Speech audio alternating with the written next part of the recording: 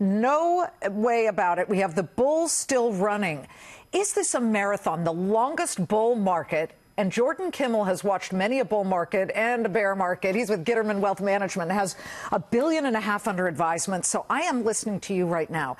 You have said the time to really pile in is when there's maximum pessimism.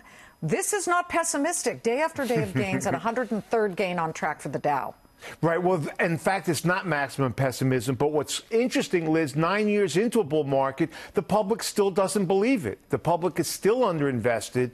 The public is still looking for the other shoe to drop. So my message is not only is this a healthy environment, but you have to ask yourself what you're investing in. This is not the time to be trapped. The market will not bail you out. It's about quality. It's about company with integrity. Let's put up some of your picks. And as we do, you're talking about integrity. How the heck do you measure integrity in this day and age? Well, Liz, no one ever tried that before. Interesting. But what I basically did was asked a lot of consultants, I asked a lot of corporate America, what's trust to you? What came up with words like corporate governance, transparency, sustainability. Then we looked into where do you measure this? Does the company vote on the CEO voting on his own salary?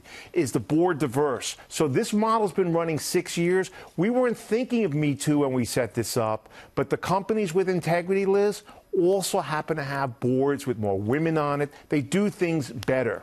We are looking for the September jobs report on Friday. The precursor, this ADP number, had a very nice, meaty number, a gain of 230,000 jobs.